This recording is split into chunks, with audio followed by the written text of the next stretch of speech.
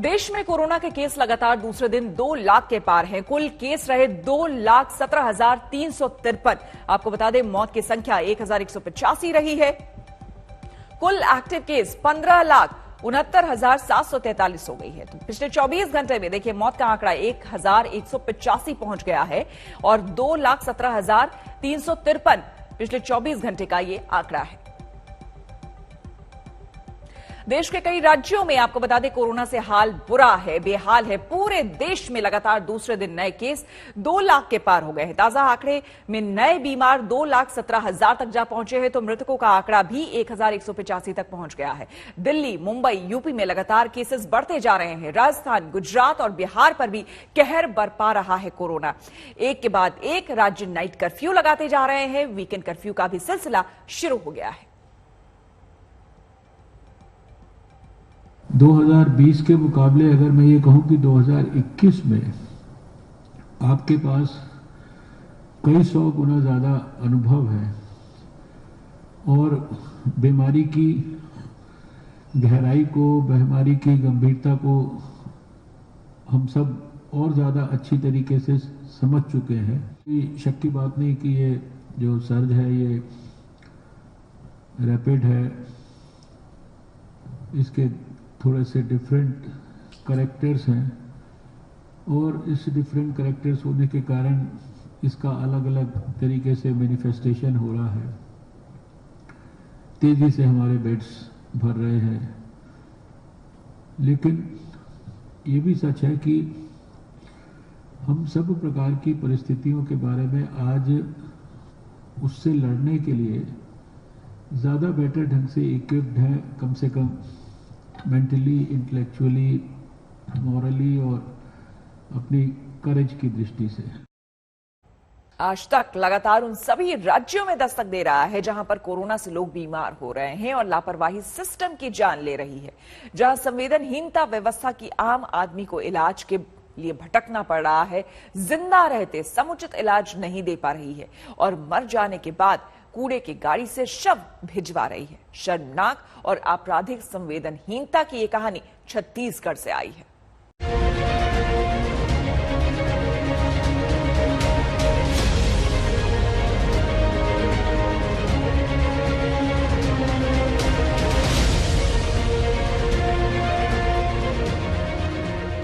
असम में जमकर प्रचार करके लौटे कांग्रेस के मुख्यमंत्री भूपेश बघेल के अपने राज्य छत्तीसगढ़ की इस कहानी में मानवीय मर्यादाओं को तार तार कर देने का किस्सा है।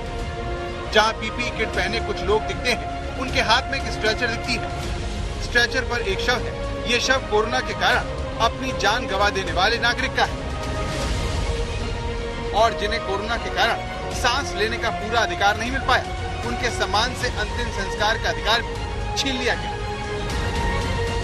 कूड़े की गाड़ी, जी हाँ, जिस गाड़ी से प्रशासन कूड़ा उठवाता है, उसी गाड़ी को भेज दिया छत्तीसगढ़ के राजनंद गांव में बनाए गए कोविड केयर सेंटर में शवों को ले जाने के लिए। राजनंद गांव जिला मुख्यालय से सिर्फ 25 किलोमीटर की दूरी पर डोगर गांव कोविड केयर सेंटर में 2 बहनों समेत 3 लोगों की मौत कोरोना से हुई। आरोप है कि एक अन्य व्यक्ति की मौत ऑक्सीजन न मिलने की वजह से हुई।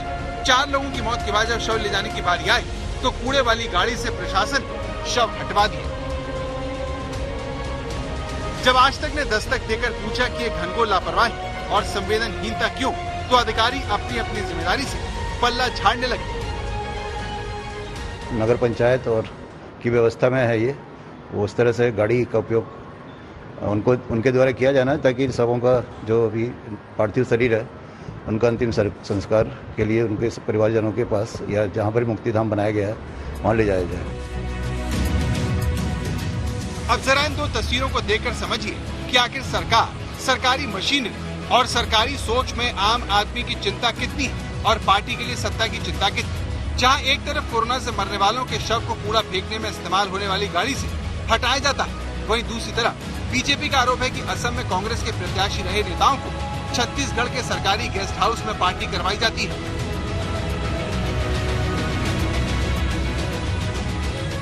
आरोप है कि छत्तीसगढ़ के चित्रकूट सरकारी गेस्ट हाउस में पार्टी करते ये वो कांग्रेस गठबंधन के प्रत्याशी हैं, जिनके जीतने की उम्मीद पार्टी ने असम में लगा रखी है।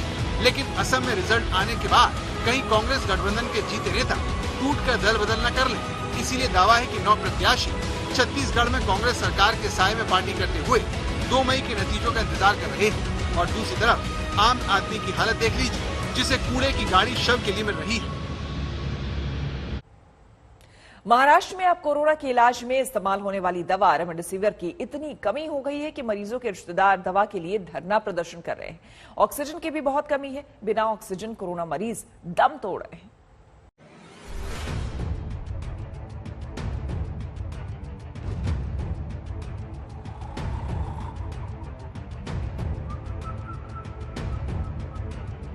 ये उन कोरोना मरीजों के रिश्तेदार हैं जो पुणे में रेमडेसिविर इंजेक्शन के लिए तड़प रहे हैं। अस्पतालों में इंजेक्शन का स्टॉक खत्म हो गया है। कई दिन केमिस्ट की दुकान के सामने खड़े रहने के बाद भी इंजेक्शन नहीं मिल रहा और इनके मरीज की हालत क्रिटिकल होती जा रही है। रेमडेसिविर की मांग के लिए ये लोग पुणे के डीएम ऑफिस के सामने प्रदर्शन कर रहे हैं। मेरा खुद का फार्मेसी है वहाँ पे, तो वहाँ पे जाते हैं डिस्ट्रीब्यूटर के पास, तो डिस्ट्रीब्यूटर सीधा बोलते हैं कि हमारे पास कुछ नहीं है, कलेक्टर ऑफिस में जाओ, वहाँ पे मिलेगा, वहाँ से परमिशन लेके आओ। सब जन यहीं पे भेज रहे हैं। और यहीं पे पर जो ये थे पीए थे कलेक्टर के, वो बोल रहे हैं कि डिस्ट्रीब्यूटर के पास जाओ, डिस्ट्रीब्यूटर बताएगा कि कुछ है या नहीं है उसके पास और वो दे रहा है या नहीं दे रहा है। और ये लोग जो सेल इतना बना के रखा है, वो लोग सिर्फ चेक करने वाले कि जो डिस्ट्रीब्यूटर है वो बराबर से दे रहा है या नहीं दे रहा है, बट स्टॉक किसी के पास भी नहीं है, ऐसे सब बता रहे हैं। हम लोग जानेंगे किसके पास? कलेक्टर आपके पास आए तो वो बोल रहे कि हमारे पास नहीं है। डिस्ट्रीब्यूटर के पास जाओ, डिस्ट्रीब्यूटर के पास गए तो वो बोल रहा है कि हमारे पास नहीं है, कलेक्टर ऑफिस में जाओ। सिर्फ यहाँ से वहाँ भगा रहे। बोले तो जो एडमिट है पेशेंट वो भी परेशान है और जो बाहर है उनको भी परेशान करके छोड़ दिया। रेमडेसिविर इंजेक्शन की कमी महाराष्ट्र के कोरोना से जूझ रहे कई शहरों में हो चुकी है। यही हाल ऑक्सीजन का भी है। पुणे, नागपुर, चंद्रपुर समेत कई शहरों में ऑक्सीजन सिलेंडर के लिए लोगों को दर दर भटकना पड़ रहा है। कोरोना वायरस महामारी में महाराष्ट्र पूरे देश की तुलना में हॉटस्पॉट है, ऐसा कहा जाए तो गलत नहीं होगा। राज्य की तुलना में 50 से भी अधिक प्रतिशत पॉजिटिव मरीज राज्य से आ रहे हैं। तकरीबन रोजाना 50 से 55 हजार पॉजिटिव मरीज राज्य में सामने आते हैं। रोज की जो जरूरत है ऑक्सीजन की, वो तकरीबन 1300 से 1500 मेट्रिक टन इतनी है और जो उत्पादन क्षमता है महाराष्ट्र की वो 1200 मेट्रिक टन इतनी ही है। जो 200 से 300 मेट्रिक टन की जरूरत है उसे पूरा करने के लिए राज्य के मुख्यमंत्री उद्धव जी ठाकरे इन्होंने केंद्र सरकार से गुजारिश की है कि उन्हें ये मदद महाराष्ट्र को करनी होगी, अन्यथा जो परिस्थिति है जो आज बहुत खराब है वो और भी ज्यादा खराब न हो जाए। सीएम उद्धव ठाकरे ने पीएम मोदी को पत्र लिखकर अंदेशा जताया है कि 30 अप्रैल तक महाराष्ट्र में कोरोना के एक्टिव केस 11,90,000 हो जाएंगे और ऑक्सीजन की डिमांड 200 मीट्रिक टन बढ़ जाएगी। फिलहाल महाराष्ट्र में 1200 मीट्रिक टन ऑक्सीजन का उत्पादन हो रहा है, जबकि इस समय डिमांड 1300 से 1500 मीट्रिक टन ऑक्सीजन की है। महाराष्ट्र में रेमडेसिविर, ऑक्सीजन और बेड इन तीनों की भारी कमी हो चुकी है। अस्पतालों में बेड नहीं मिलने की वजह से मरीज एम्बुलेंस में, घरों में दम तोड़ रहे हैं। नागपुर में पिछले एक हफ्ते से एक भी वेंटिलेटर बेड नहीं बचा है। यहाँ आईसीयू बेड सिर्फ 2 बचे हैं, जबकि ऑक्सीजन बेड सिर्फ 41 हैं। चंद्रपुर में तो किसी भी तरह का वेंटिलेटर, आईसीयू और ऑक्सीजन बेड नहीं बचा है। यहाँ तक कि सामान्य बेड भी अब चंद्रपुर में उपलब्ध नहीं है। कोरोना मरीजों को रिश्तेदार पड़ोसी राज्य तेलंगाना तक इलाज के लिए लेकर जा रहे हैं, पर वहाँ भी बेड नहीं मिल रहे। 14 अप्रैल तक के डेटा के मुताबिक मुंबई के अस्पतालों में कोरोना मरीजों के लिए 1444 ऑक्सीजन बेड, 41 आईसीयू बेड और वेंटिलेटर सिर्फ 15 बचे हैं। मुंबई में रोजाना 7-8 हजार से ऊपर नए केस आ रहे हैं। बुधवार को करीब 10,000 नए केस आए और 54 मरीजों की मौत हुई। मुंबई में एक्टिव केस 88,000 के पार जा चुके हैं। मुंबई में बेड की कमी को देखते हुए बीएमसी बेड बढ़ाने में लगी है। अब हल्के लक्षणों वाले कोरोना मरीजों के इलाज के लिए लग्जरी होटल का इस्तेमाल किया जाएगा, ताकि अस्पताल गंभीर मरीजों के इलाज के लिए उपलब्ध हो सके। प्राइवेट हॉस्पिटल बेड्स काफी कम पड़ रहे थे, इसलिए बीएमसी ने कुछ 5 स्टार होटल के साथ मुंबई में हॉस्पिटल्स को लिंक किया है। बॉम्बे हॉस्पिटल को इंटरकॉन्टिनेंटल होटल जो कि मरीन ड्राइव में है उसके साथ लिंक किया गया है। रिलायंस हॉस्पिटल को Trident hotel Bandra Kurla complex में लिंक किया गया है। जो पेशेंट्स ट्रीटमेंट ले चुके हैं, जिनको ऑब्जर्वेशन की जरूरत है, उन पेशेंट्स को हॉस्पिटल से इन होटल रूम में शिफ्ट किया जाएगा और हॉस्पिटल द्वारा उन लोगों को मॉनिटर किया जाएगा। 4000 पर डे के हिसाब से रूम्स इस होटल में अवेलेबल किए जाएंगे। 22 रूम्स इंटरकॉन्टिनेंटल होटल में अभी तक मिले हैं और ट्राइडेंट होटल बीकेसी में 20 रूम्स मिले हैं जिसमें पेशेंट्स को शिफ्ट किया जा सकता है। बड़ी खबर इस वक्त की आपको बता दें, दिल्ली में कोविड के गहराते संकट के बीच केंद्रीय स्वास्थ्य मंत्री डॉक्टर हर्षवर्धन आज इंतजामों का जायजा लेने ग्राउंड जीरो पर उतरे। आपको बता दें, डॉक्टर हर्षवर्धन ने एम्स जाकर डॉक्टरों से बात की और संकट के इस दौर में क्या कदम उठाए जाए इस पर बात हुई।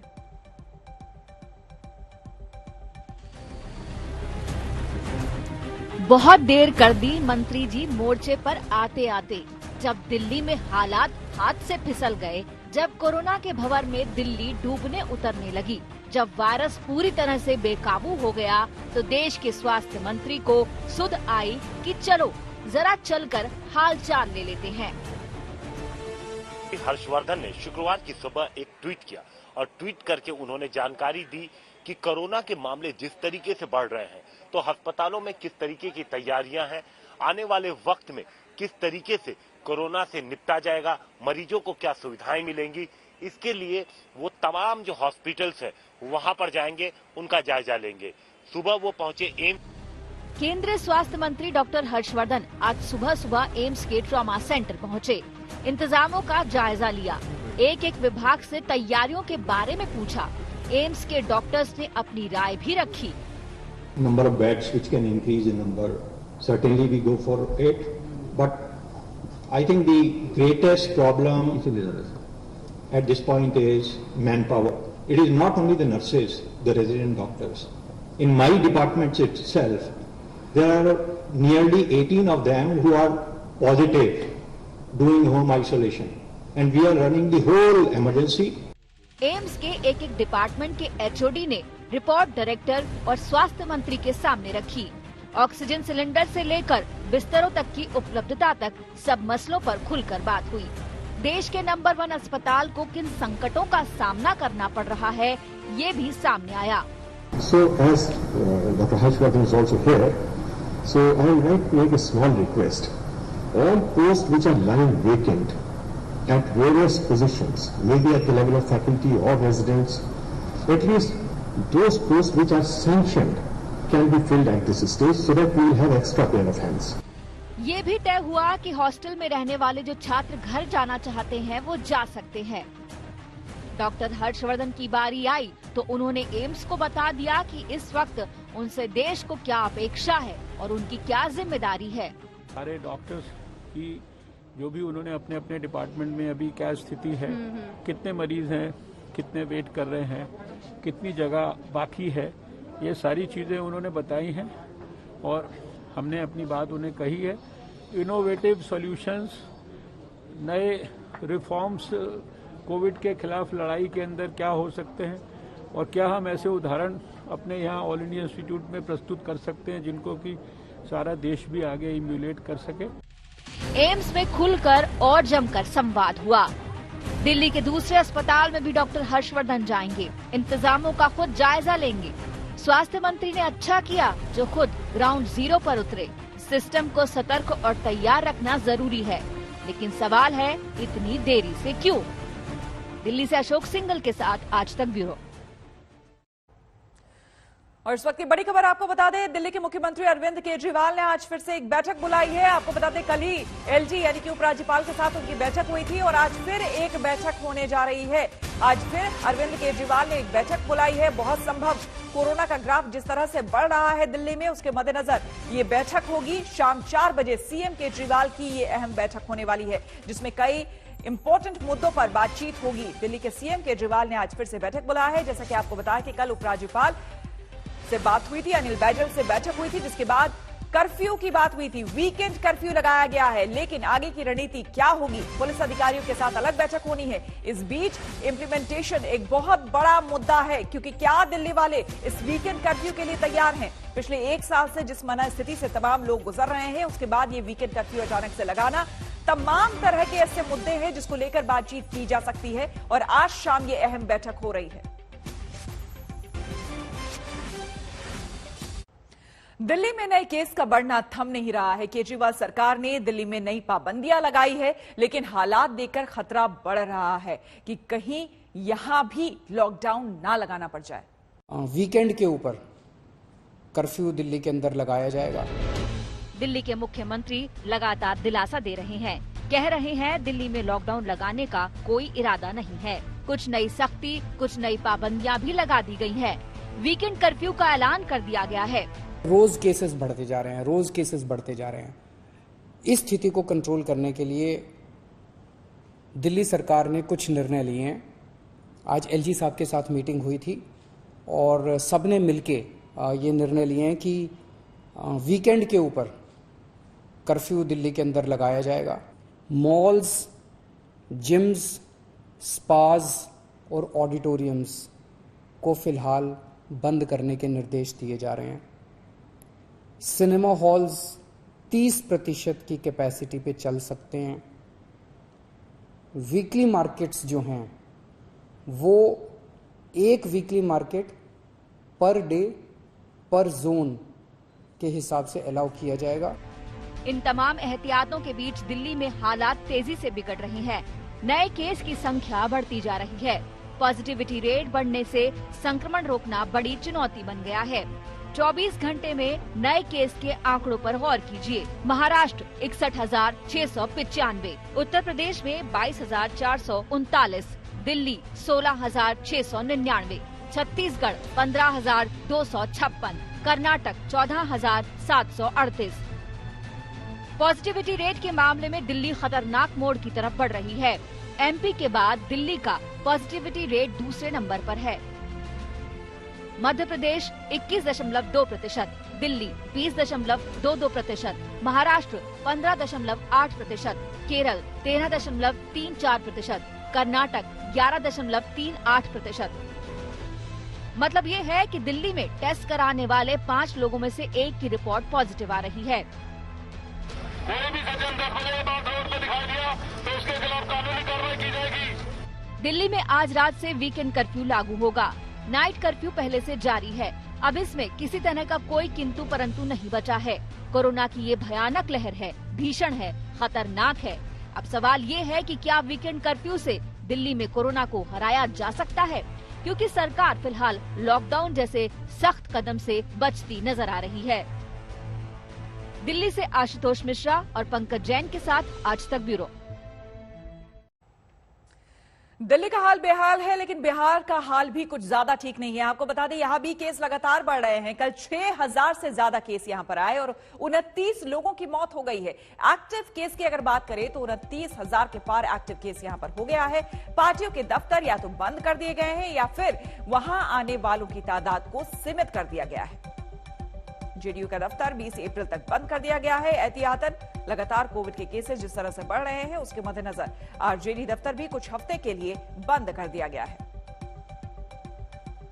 बिहार में बढ़ते संक्रमण का असर अब राजनीतिक पार्टियों के दफ्तरों पर भी देखने को मिल रहा है। इस वक्त हम मौजूद हैं पटना के बीरचंद पटेल मार्ग पर स्थित जनता दल यूनाइटेड के मुख्य कार्यालय पर, और आप यहां पर देख सकते हैं कि संक्रमण के चलते यानी कि कोविड-19 की वजह से इस पूरे दफ्तर को जो है 15 अप्रैल से लेकर 20 अप्रैल तक के लिए जो है वो बंद कर दिया गया है। यहाँ नोटिस चस्पा है जिसपे साफ तौर पे लिखा है कि वैश्विक महामारी कोविड-19 के बढ़ते प्रभाव के कारण 15 अप्रैल से लेकर 20 अप्रैल तक पार्टी का ये कार्यालय पूरी तरीके से बंद रहेगा और किसी भी नेता को या कार्यकर्ता को कोई भी काम हो तो वो फोन के जरिए पार्टी के किसी भी यहाँ पे पदाधिकारी से चाहे तो संपर्क कर सकता है, लेकिन दफ्तर लोगों के लिए, कार्यकर्ताओं के लिए पूरी तरीके से जो है वो संक्रमण के कारण बंद कर दिया गया है 20 अप्रैल तक। लव कुमार सिंह हमारे साथ मौजूद हैं, जेडीयू के नेता हैं। पार्टी कार्यालयों पर भी असर दिख रहा है अब संक्रमण का? देखिए, पार्टी कार्यालय पर असर की बात नहीं है, क्योंकि अगर हम आगे बढ़कर नजीर पेश नहीं करेंगे तो हम दूसरे को क्या समझाएंगे कि आप दूरी बना कर रखें या घर में बंद रहें। जेडी का जो दफ्तर है वो पहले ही जो है वो बंद किया जा चुका है। वहाँ पे किसी भी कार्यकर्ता या फिर जो कोई विजिटर है उनको आने की इजाजत नहीं है।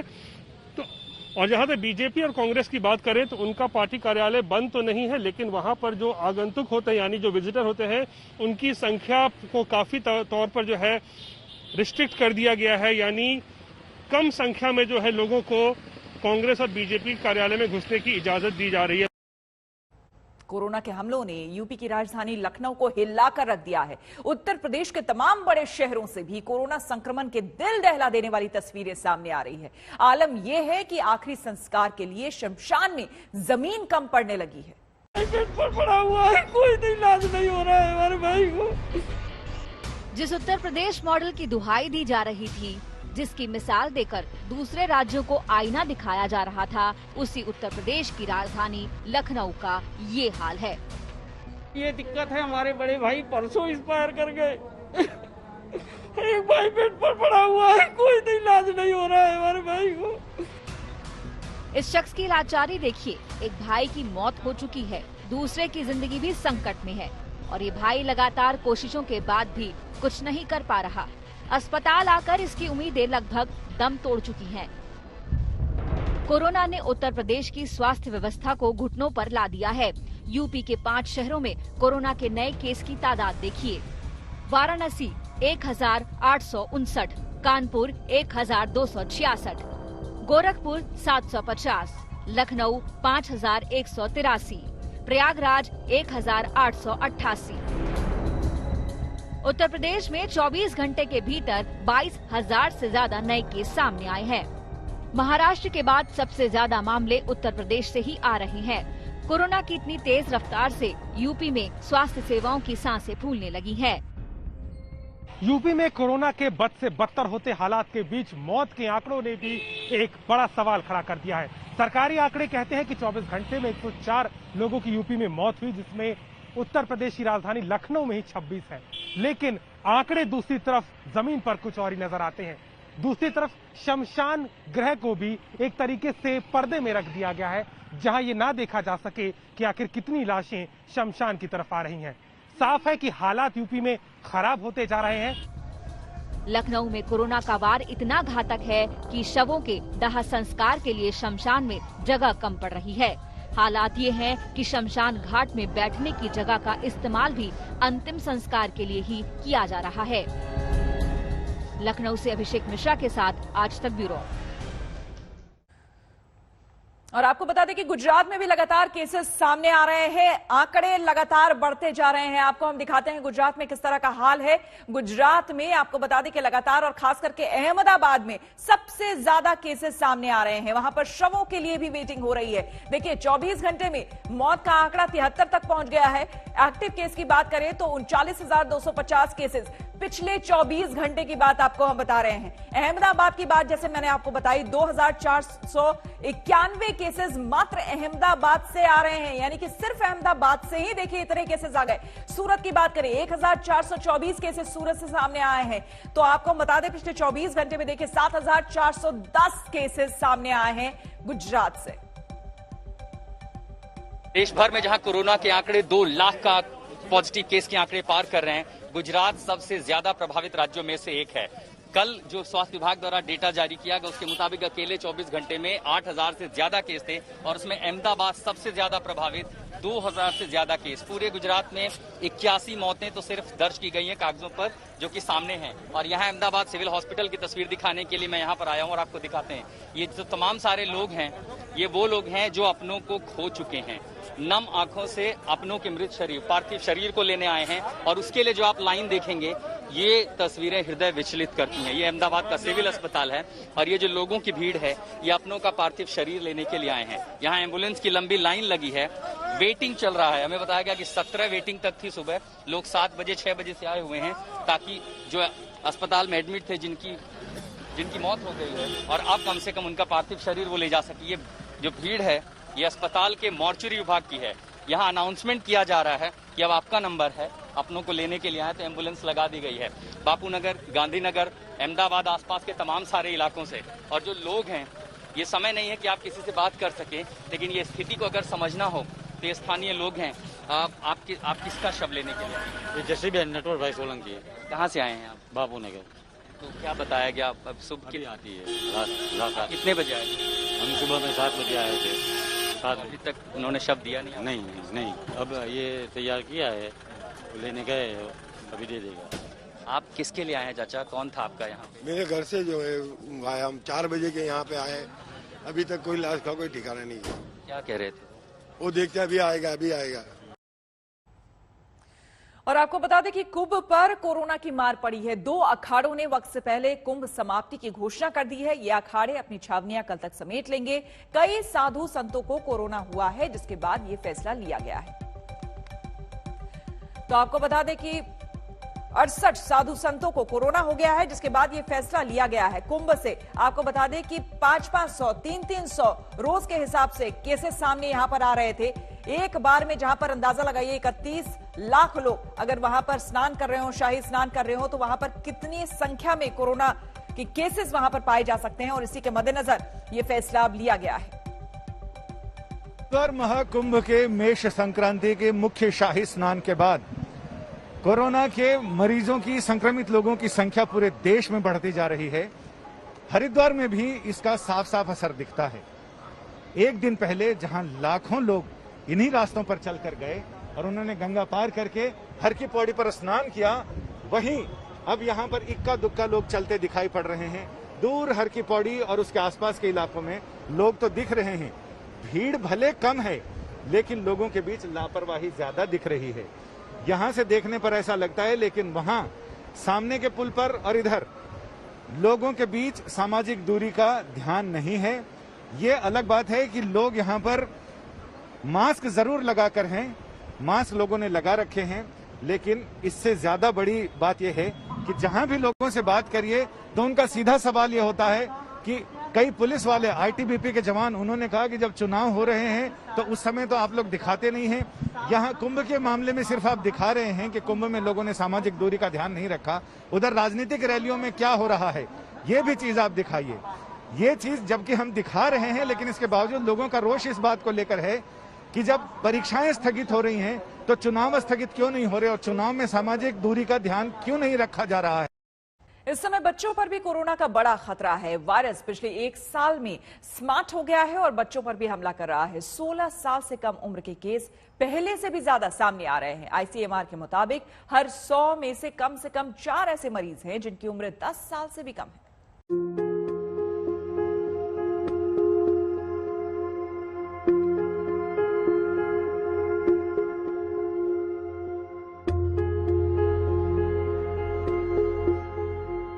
कोरोना के दूसरे दौर में कहर का सबसे बड़ा पहलू यह है कि इसने बच्चों को भी अपनी चपेट में लेना शुरू कर दिया है। हालांकि पहले वेव में भी बच्चों के मामले सामने आ रहे थे, लेकिन दूसरे वेव में यह बहुत ज्यादा गंभीर हो चुका है। हम एक बच्चों के अस्पताल में हैं, चाचा नेहरू हॉस्पिटल, जो कि दिल्ली में स्थित है, और यहाँ पर बच्चों को आम एडमिशन के लिए, यानी कि दूसरी बीमारियों के लिए भी जाने से पहले यहाँ कोविड टेस्ट के जरिए गुजरना पड़ता है। भीड़ की संख्या देखकर इस हिसाब से अंदाजा लगाइए कि यहाँ पर भी एक नॉन कोविड फैसिलिटी होने के बावजूद यहाँ बहुत ज्यादा प्रेशर है। अगर कोई कोविड भी आता है पॉजिटिव, तो उन बच्चों को भी बड़ों के अस्पताल में ही, जो कि कोविड डेजिग्नेटेड है, वहां पहुंचाना पड़ता है। एक बहुत बड़ी चुनौती इस समय जो मेडिकल जगत है उसके लिए भी है, क्योंकि न तो वैक्सीन के ट्रायल्स बच्चों पर हो पाए, क्योंकि पहले वेव में बच्चों पर प्रभाव ही नहीं पड़ता था इस वायरस का, और अब दूसरे वेव में प्रभाव ऐसा पड़ा है कि वैक्सीन के ट्रायल्स इन पर हुए नहीं है, और रेमडेसिविर जैसी दवाएं जो हैं वो बच्चों पर इस्तेमाल नहीं की जा सकती हैं। लेकिन समझना होगा कि आने वाले दिनों में किस तरीके से आप ख्याल रख सकते हैं।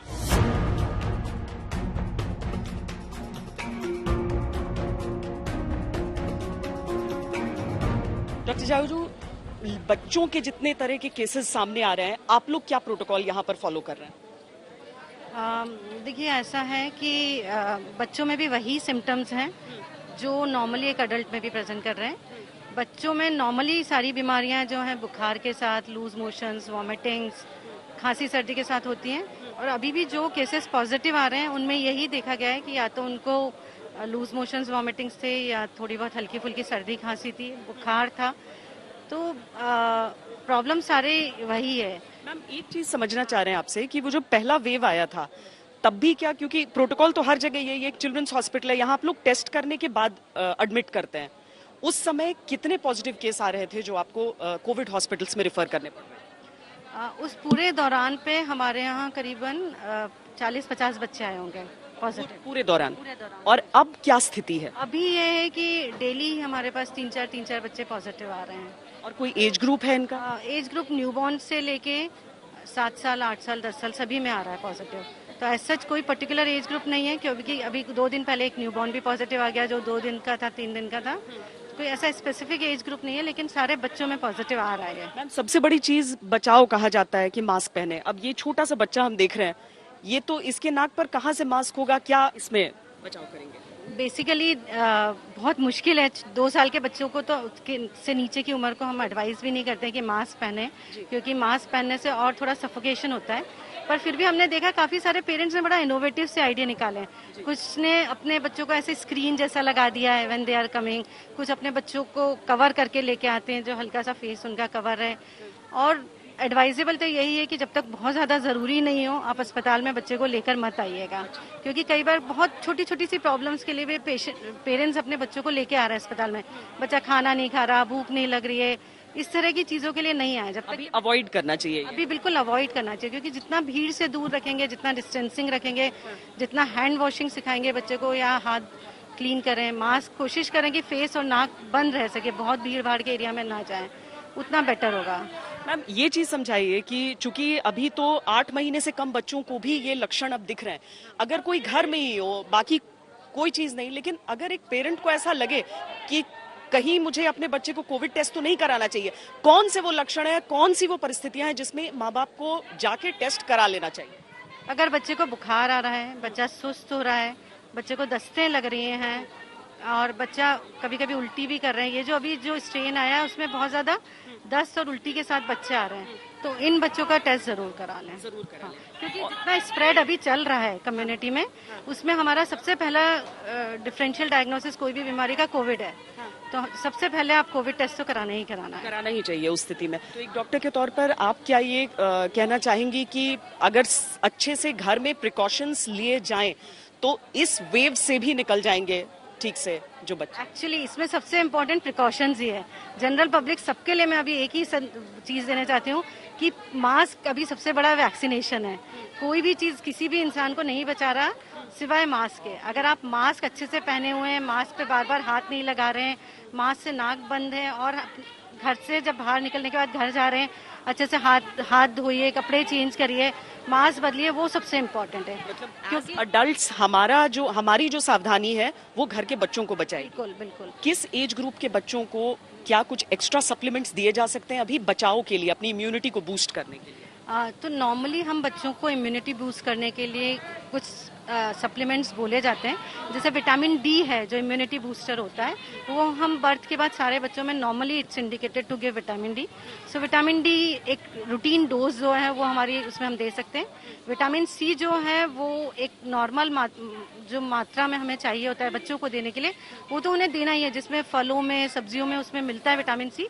फिर भी विटामिन सी देने में कोई हर्ज नहीं है। अगर विटामिन सी की टैबलेट्स बच्चे च्यू कर लें, चूसने वाली गोलियां होती हैं, तो it's very good, because vitamin C सबसे इंपॉर्टेंट है इम्यूनिटी बूस्टर के लिए। तो विटामिन सी, विटामिन डी दोनों ही बहुत इफेक्टिव है इम्यूनिटी के लिए। और बच्चों को लगभग कितना mg प्रिस्क्राइब होता है? ये एज के हिसाब से होता है, पर जो न्यूबॉर्न बेबीज हैं उनमें हम विटामिन डी जो होता है वो 400 से 800 इंटरनेशनल यूनिट देते हैं, तो उतना आप दे सकते हैं।